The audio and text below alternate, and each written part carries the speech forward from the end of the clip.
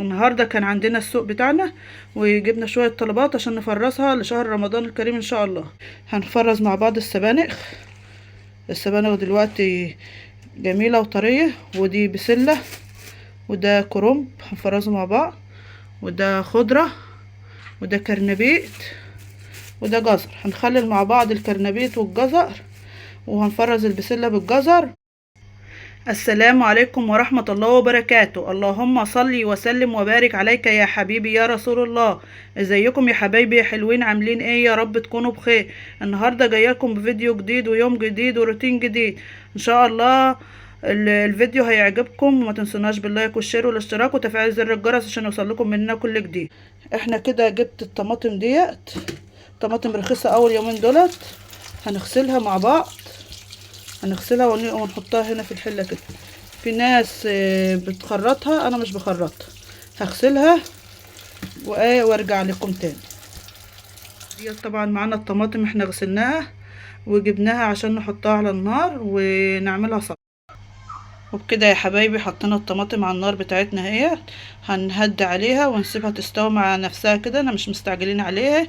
هنسيبها على النار تستوي كده براحتها. وهنعمل ايه خطوه خطوه كده. هنفرز الاول الطماطم وبعدين نرجع نعمل تفريزاتنا واحده واحده كده عشان ما تملوش من الفيديو. هنعمل كل حاجه لوحدها كده. دلوقتي احنا بنعمل الصلصه بتاعتنا، تابعوا معانا الفيديو وهتشوفوا الطريقه الصح. كده احنا حطيناها على النار، هنهدي عليها ونسيبها. وبكده يا حبايبي زي ما انتم شايفين الطماطم بتاعتنا على النار اهي. سيبناها على النار هاديه لحد ما بدات تسرد الميه بتاعتها. شايفين سردت ميه قد ايه؟ عليت عليها بحيث ان هي تنشف من الميه بتاعتها زي ما حضراتكم شايفين. هي تعتبر استوت خلاص اهي، بس هي سردت ميه كتير. بنستنى عليها لما تنشف. ادي الطماطم التانية بتاعتنا. عندك هاند بلندر تقدري تضربيها وهي سخنه، ما عندكيش اصبري عليها واضربها في الخلاط زي ما انا هصبر عليها كده واضربها في الخلاط.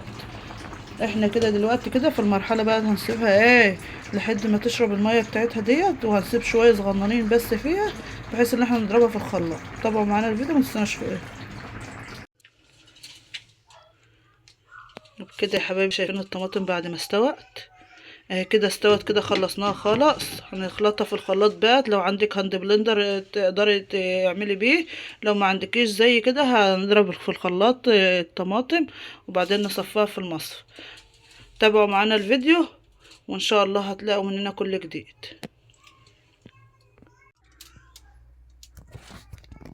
وكده الطماطم حطيناها في الخلاط اهي نضربها.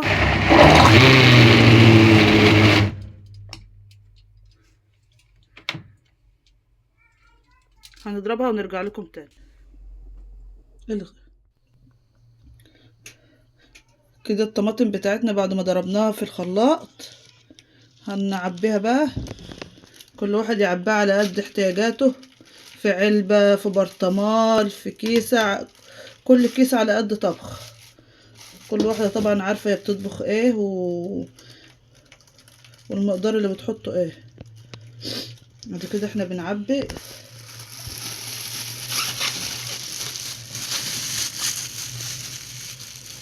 نطلع منها الهواء كده. ربط كده اول كيس معانا. ما تجيبش اي حاجة.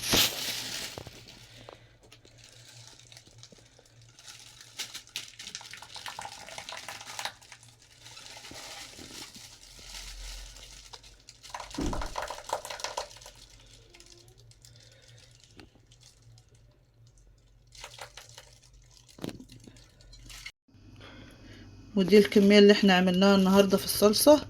عملنا كميات للمحشي ده كده يعمل حلة محشي وزيادة كمان، وكده على قد الطبخة بتاعتنا. وديت الكمية اللي احنا عملناها النهاردة مع بعض. يا رب الفيديو يعجبكم، ما تنسوناش باللايك والشير والاشتراك وتفعيل زر الجرس عشان يوصلكم مننا كل جديد. والسلام عليكم ورحمة الله وبركاته.